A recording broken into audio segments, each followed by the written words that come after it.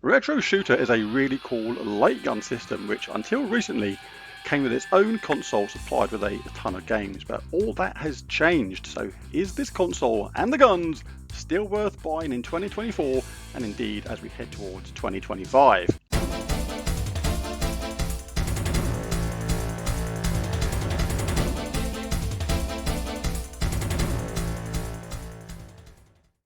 Retro Shooter, really good light gun system this. Absolutely love the guns, they're extremely accurate, have a nice feel to them in your hands, and the firing is nice, the recoil is good and it really adds to the immersion in a game.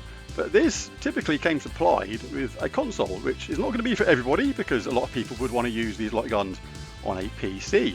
But if you loved the convenience of getting this console, it used to come with a ton of games supplied, over 5,000, and a ton of light gun games as well, all pre-configured. This was plug and play. This was one of the big selling points for a lot of people. The fact you could just plug it in, everything was configured, you didn't need to do anything apart from configure the gun, or rather calibrate the gun to your screen, and you are good to go, and that was it. Absolutely fantastic. But that has recently changed. Take a look at the bottom part here on the website. Games not included.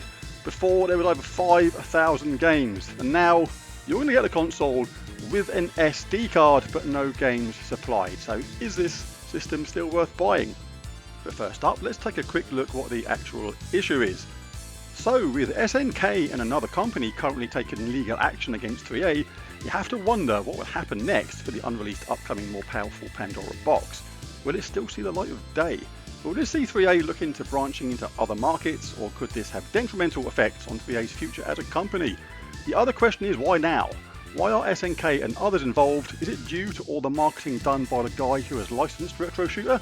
If so, has he effectively killed the Pandora box business, or do 3A and other companies switch to a hardware-only model? One thing's for sure, it's an interesting time in the Pandora market that will surely not be sorted out in the short term.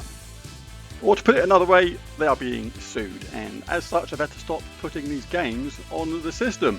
Now this is not the be all and end all, because you can still buy the system and you can still add the games yourself. It's just the loss of that lovely plug and play usability. So if you own any of these game ROMs in real life, you can actually put them on the system without any hassle whatsoever. And I'll be showing you how to do that in a future video.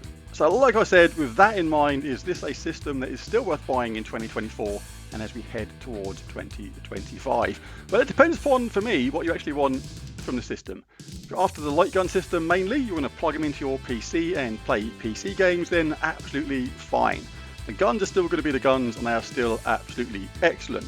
The thing is, if you wanted the usability of the console.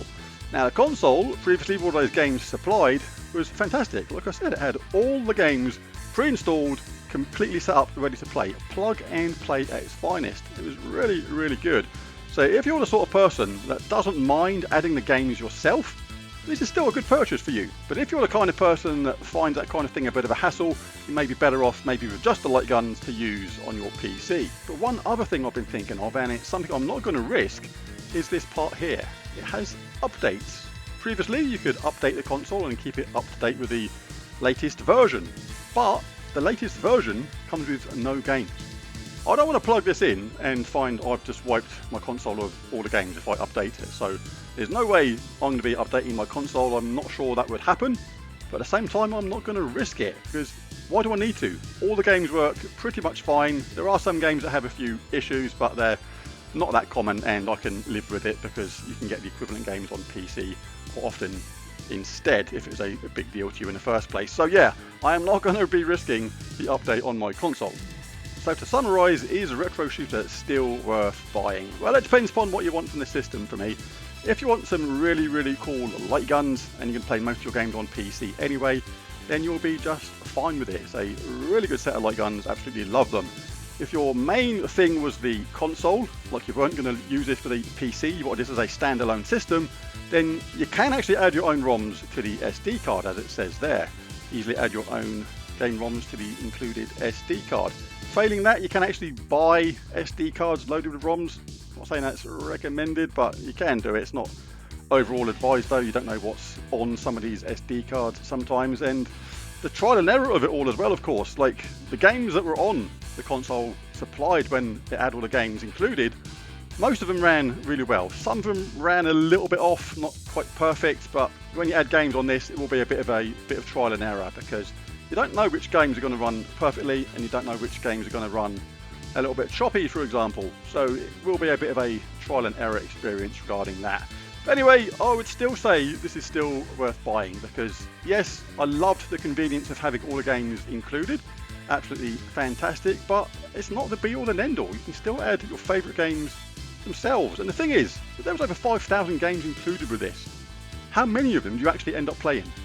Seriously, you look at your favourite ones and you may dabble with just, oh, never heard of that one before, what's that? And play it and think, oh, that was rubbish, or oh, the odd jewel in the crown sort of thing, the odd diamond among the rough, that kind of thing, and find a good one.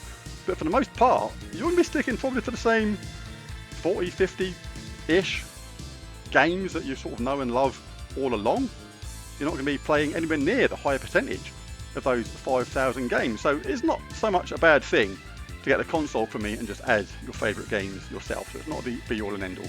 So for me, yes, this is still worth buying, still love mine, still play it regular, and absolutely love those guns. So there it is, there's the video. If you enjoyed it, it'd be really cool if you bash that like and subscribe button, it really does help. But most of all, thanks for watching, and I'll catch you again next time. Bye for now.